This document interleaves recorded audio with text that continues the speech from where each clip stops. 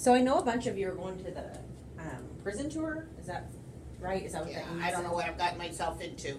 It's just something I heard, and I thought, well, how fun that would be for people to do that who, don't know each other. We have so many new staff, and thought, oh, let's get together and do something fun and make some connections.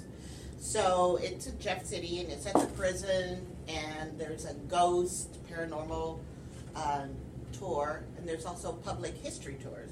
So I decided to ask around, and people were interested in it, and I thought, why not? Let's do it. But I have no idea. I've heard it's not like haunted house scary, but it's creepy, it's dark, you take your own flashlight. I don't know what I'm doing, but I think it's gonna be a good experience. You can also sleep there overnight if you want. I don't think I could do that. No. No way. So is that a seasonal thing, or do those tours happen all year long? I don't know. Is it I more just like a saw Halloween dates for thing? September, October, and November. I don't know. Oh, that's a fun way to build community. Yeah. I wanted to meet with you today to learn a little bit about the work you do here with our EL students and to learn a little bit about how your job looks. So that's kind of why I wanted to ask you some questions. If it's okay with you, I'm going to videotape this for my class that I'm taking online. And I have to upload it to YouTube, but it will be protected with a password. So my instructor will be viewing the video, and as well as me. Okay. It should take about 10 minutes of your time, if that's okay. Yeah. And if it's all right with you, I'm going to be taking some notes just to kind of recall what was said and to gather some information from you. That's fine. So I'm kind of interested to know what led you down the EL path. Well, it didn't really start that way. It started with a sociology major, which then switched to a SPED major, and so I taught SPED for 16 years. And that all started because I volunteered at a Special Olympics meet and decided that's for me. That's what I want to do. And so I did that. My last years in Texas doing special education, I was doing an early childhood handicap classroom, of which then they decided to make to include pre-K children in there, so kind of have some reverse mainstreaming to have the kids in together. Well, those kids that were in there were like Title I pre-K students, ages 4 and 5, not yet kindergarten. And I really loved meeting all the different families. They weren't just as Hispanic families, they were from India, all over, and so I thought, wow, that I really want to get more into that. So then I moved to Columbia, Missouri, and taught SPED for a couple of years here, and Missouri was not accepting my Texas certificate, and there wasn't a test that I could take, so I had to kind of do 21 hours, redo my certificate again, which there was a grant, so everything was paid for. So anyway, then I got into teaching English as a second language, or ELL, or EL. It has so many different names, so, and I love it. Wow, you've had quite a diverse past. Mm-hmm. I know that you were born, or your parents were born in Mexico, and so I've kind of wondered how that may play a role in, or may have played a role in this decision. Well, it definitely did. I mean, I grew up, I was 10 miles from Mexico, from the Mexican border, and my father was from Mexico, and my grandparents were from Mexico, and so we had a lot of the different traditions and culture. And growing up, I mean, we only, my father knew English and Spanish, but we were allowed to only speak Spanish to him, or he would not respond to us. So that is how I kept the language, which I'm very grateful to now. My mom was bilingual, and she allowed us to speak both. I think that when I got to Columbia, Missouri, I was so much more passionate about being in this field, because I saw such a need with so many Spanish families who were needing a bridge between the home and the school. And knowing that someone in the school speaks Spanish, but not only speaks Spanish, but also understands their culture and their customs and their traditions is a big thing, I think. How has that helped you with working with families?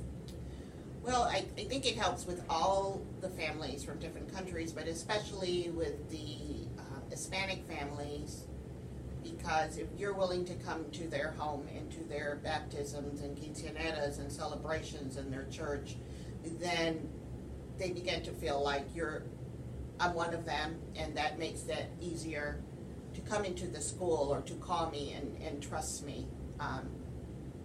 Just trust me with anything they need to know. But it's the same thing with other families as well. I try really hard, even with a lot of the African population that I have here. I go to the churches. I've been to their churches where I don't understand. Mm-hmm. It's Kirundi. I don't understand what they're saying, but they are so happy to see you in their church. And it just brings this feeling of a connection, and you accept me, and I'm on their soil. You know, this is their territory, and they're letting me in, and they're more likely to come here. So I try to visit a lot of different churches in Columbia where I think I'll see families. Wow. So I think that's just big. Mm-hmm. I bet that does really make them feel like you value what they bring to the situation. And I do, because you learn so much from being with the families, you know, and just seeing them, and the kids just really get a kick out of it too. I've been to the Catholic churches where I see a lot of the kids here, and they get a kick out of coming and sitting with you, and I just think it's important they see you in different places. So have there been challenges with working with families? Well, I wish that I knew more languages, mm-hmm. you know, because then I could communicate better with families, but that would be probably the most important challenge, I would say. But I'm so grateful with Columbia Public Schools that with all the different languages that we have interpreters available to parents and staff for just about every language. There's probably about 60 different languages within our school district. So even though it's a challenge, you feel like Columbia Public Schools does a really nice job of having interpreters available so that the language barrier isn't necessarily always there. Right, and it's just getting that message across to every staff member in Columbia Public Schools that it is that family's right, it is their civil right to have an interpreter, that they need to understand what they're signing in school and what the meetings are, and just trying to get that message across to everyone and to families. Yeah, that it's not okay to be sitting in a meeting and not understanding it. There's no reason for that. Mm-hmm. Can you describe for me what a typical day looks like? Okay, so I see children in groups by grade level, sometimes by their language level.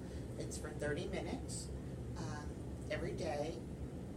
There's some children that I see more than once, might be 2 or 3 times, and those would be the students who have just come into the United States, or beginner students who don't know any English, who need to learn a lot of survival words and vocabulary and routines. And so I work with K1 and 2. There's another EL teacher in the building who works 3, 4, and 5. Is that what you mean, or like within my class? Or? Yeah. Do you prefer to work with the younger students, or a mixture, or? That is certainly my love. The younger, the better. I've always liked that. I feel like I can connect better, but I've done the older kids too. But I really like those early ages. How are kids selected to work with you? How does that process look? They have the way they qualify is when parents enroll. Part of the paperwork they have is a language questionnaire, which asks the question: is there another language spoken at home? If so, what is that language? Does your child speak that language? Well, if yes is answered to any of those questions, indicating that there's another language at home, whether the child understands it or not, then I legally have to assess them with our screener, our English language proficiency screener. And if they qualify, then they're told that they can get services. Now, I don't need permission to test these students because that's the law. I have to test them. But if a parent doesn't want their child to be seen, they can opt out of the program. Have you ever had anybody do that? Very few. There's very few who feel like, I mean, I've known a couple of them who just felt that would be a stigma. Sometimes that's because the parent has been through the program and just doesn't feel their child needs it, and it's hard trying to explain to them that just because they have the conversational English doesn't mean that they're going to have the academic English, that they still need some support, but you can't force that. So, how does that impact the students when that happens? well, I mean, there was one student who really was struggling all along the way, and now legally I can still meet with the teacher and offer support and give her ideas for modification. So, I mean, I can still help that way, I just can't directly see them. Wow. So it doesn't happen very often, but. I could see a parent, you maybe didn't want your kid pulled out, but at the same time, if they need help in that area, and that would be really hard. Yeah, especially, I mean, they may not think of it at elementary, but then they get to middle school, and it's really hard. If you're still having trouble with that academic vocabulary, you're going to have a hard time, but you don't really think about that when your child's in first grade. And again, they can speak English fine. They talk to me. But, it just gets harder every year. So with vocabulary, does that play a role in your lessons? Oh, yes. A lot of the time is spent there. Whether I'm going to work on a story, we spend probably 2, maybe 3 days on just the vocabulary, making sure they know it.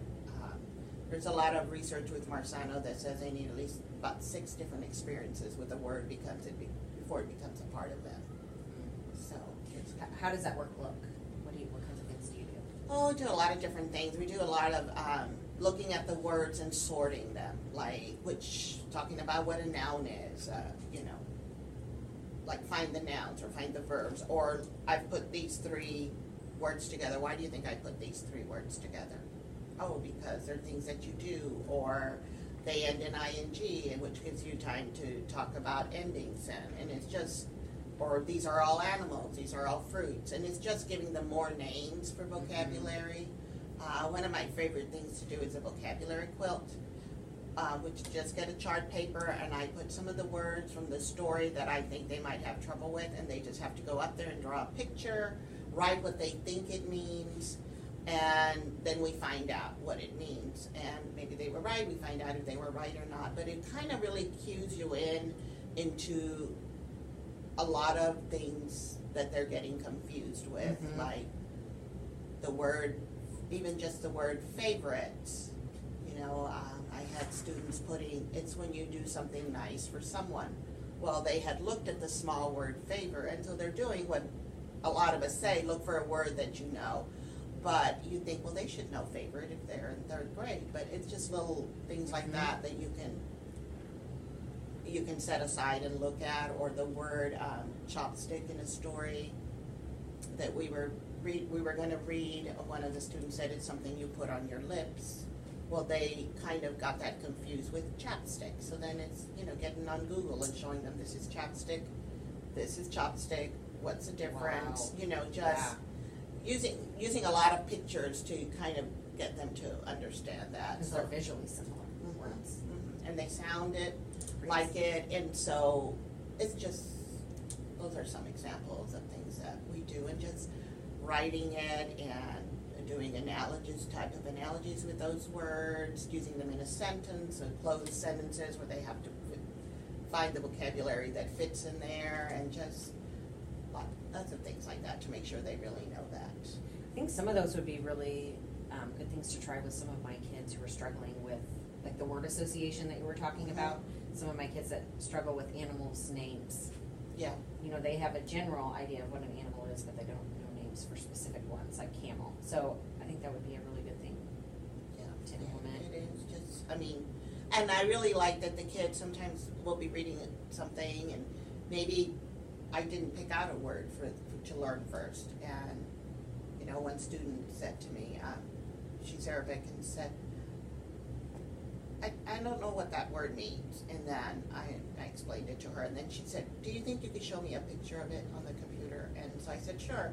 And so they've begun to use that skill, and I want them to have that tool so that when they're at home and they're reading something, then look it up, whether, I mean, I don't know if people use dictionaries anymore, but on the computer, that's Right. just as good. You know, you can hear it the way it's pronounced, a picture of it, and then there's such a good tool. So it makes me happy when they're asking me to do that, because I think, okay, good, I hope this is a skill they're gonna take with them. It sounds like they almost overcompensate for the lack of vocabulary with visual. Yeah, they do need that. And of course, when you can get more hands-on thing, that's even better, you know, but, so. Wow. We've answered a lot of my questions.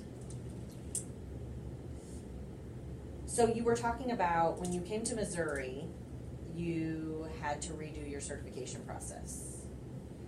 And that was 21 hours. So how does that process work? Well, I was hired on an emergency certificate for 2 years, and I, you know, had to agree that I was gonna take the classes. I wasn't thrilled about redoing courses, but I wasn't gonna have to pay for them except for my books, and I really wanted to work in this department, and I thought, well, I guess I've gotta do it. You know, before I moved from Texas over here to Missouri, I didn't look into that. I didn't realize there'd be a loss of pay because you wouldn't get all your teaching experience. I didn't know that things wouldn't transfer. I just really didn't even think about those things. And so within 2 years, I had completed that. And a lot of those were online, some were actual classes. It was a combination of both. And so did you have to apply then through DESE for the certification? Yes. Yes. And then they told you the list of courses? Yeah. How that worked? Mhm. Okay. So how long have you been doing this then? I'm gonna say probably 14 years. I think I've been teaching forever. I don't even want to count them, because I did SPED for 16, so I'm really old. And how do you, is this something you feel like is a better fit for you, or do you think? No, I think they both were. When I was a special education teacher, I loved it, and I thought I'm gonna do this for the rest of my life. I mean, I just thought, I have found my thing, especially I was working with the early childhood special ed kids. I also worked with older kids with behavior problems and learning disabilities, but my place was always with the, 5 to 7, children who, whether they had cerebral palsy or were blind or Down syndrome or things like that. I really did like that. I worked with a lot of autistic kids too, but you do get to a point where it's a lot that you're bringing home. Mm-hmm. And I felt like I needed something else. So I thought this was a really good fit for me. It sounds like you're really about helping people that have their own challenges. Yeah, I guess I've always, because even when I was going into sociology, I really wanted to be a social worker, and I wanted to work with kids. And then I thought, no, I don't think I can do that, because I did a little bit of field work on that, and that looked like it was going to be something really heartbreaking. So then I went the other route. I was lucky in that I had an advisor in college who said, because I had a psychology major and a minor in sociology, and she was just, what are you going to do with that? I was like, well, I want to do that. And she's like, but I'm really scared of your choices for career-wise. You need, if you want to stick with psychology, you need to have something else. So then I volunteered at the Special Olympics and decided to do that as special ed and get a teaching certification. And I will be forever grateful for that advisor, because I'm not sure where I would have ended up with just that. And that experience really changed your life. Yes. Working at Special Olympics. It definitely has. It definitely has. But so yay for good advisors. Yes. Well, I think we are about at our 10-minute limit. I think you have really clarified some things for me. I feel like I have a pretty good understanding of what your day looks like and how culture and language and vocabulary are at the heart of what you do. Absolutely. So I think you've answered everything. I can't think of anything, but if I have any additional questions come up, can I feel free to come back? Sure, you know where to find me. And the interview, and as well as this information, is kind of for me just to learn a little bit about what you do, but also for me to reflect on my own work with questioning. And So I appreciate you spending time with me today. Thank you. Thank you. Bye.